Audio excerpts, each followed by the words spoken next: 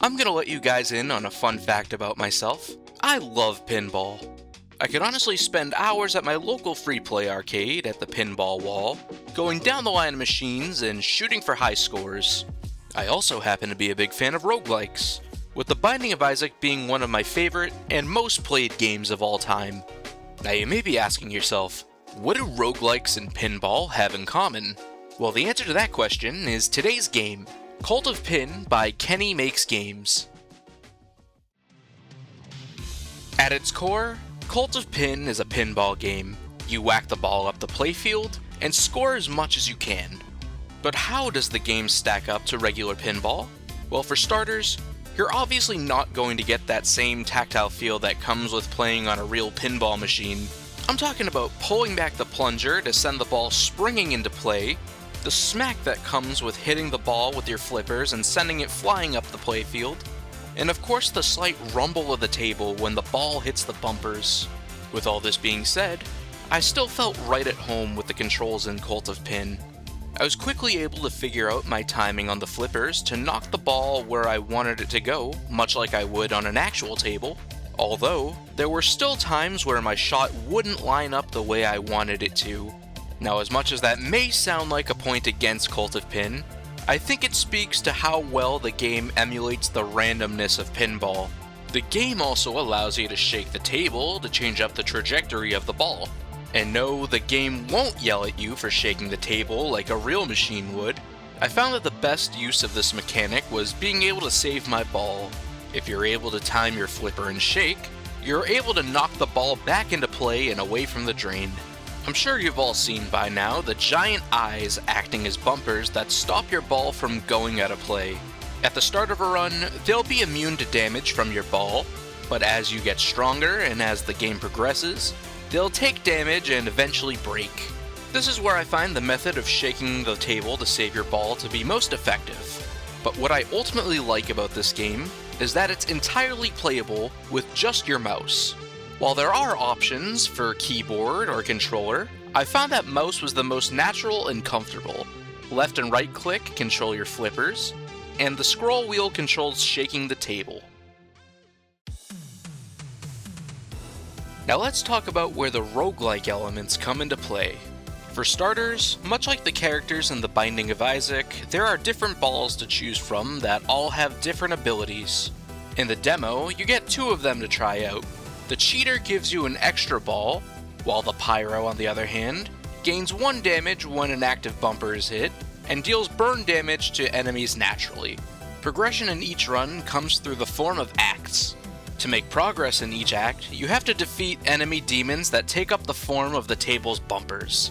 The bumpers get harder to kill with each act, as they can have shields to block your ball, and armor that requires more damage to pierce. You'll find that your damage is primarily increased by looping around the table and hitting certain bumpers. I've had runs where I'll unconsciously hit the ball around the table, only to look over to find that I've built up some strong damage numbers. But where you'll really bump up your damage is through the game's shop. Each act, you'll gain currency to spend in the shop.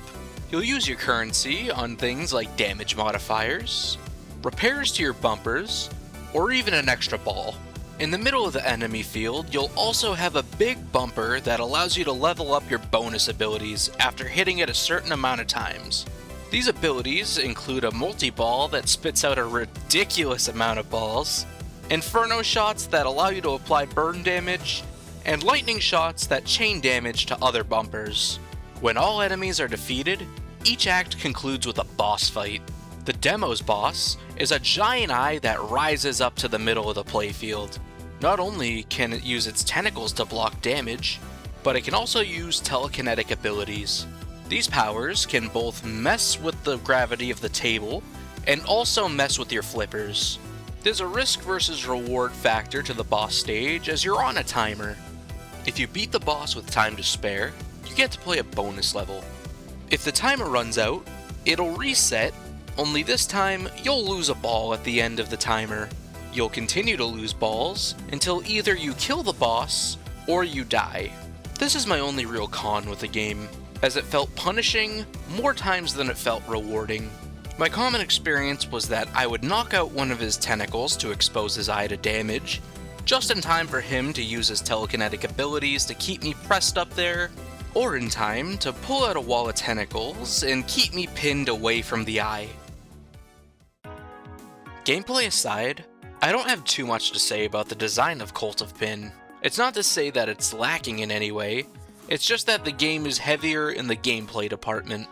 From the menu, you can see that this game will feature 4 different tables.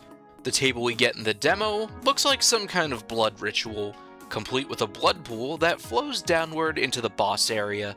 But if we take a look at the trailer, we can get a better look at the other 3 tables that will be included in the full game.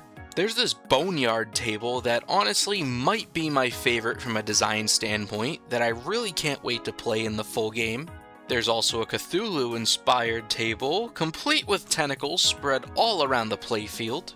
Then there's this last table, which I'm not too sure what it's inspired by. My guesses I've narrowed down are that it's inspired by steampunk, the occult imagery of Doctor Strange, or possibly, and this may be a stretch here, Am from I Have No Mouth and I Must Scream. Kenny, if you see this, feel free to leave a comment to set the record on what this table is. The one common element I see in the game's design is the use of eyes as imagery. The ball is an eye, the bumpers are eyes, the enemies are eyes, and even the bosses are eyes. It kinda reminds me of the beholders in Doom. Overall, Cult of PiN takes 2 genres I really enjoy and blends them into an unlikely, yet incredibly fun, game. If any of what I've shown interests you, the link to the demo on Steam is in the description below. This demo has been my game of choice when I'm on my lunch break, as I can pop in for a quick round of pinball goodness and leave satisfied with what I've played. I really look forward to the full release when Cult of PiN drops on Steam on August 10th. Thank you all so much for watching this video. If you enjoyed what you saw, please feel free to like, share, comment, and subscribe. And as always, I'll see you guys on the next one.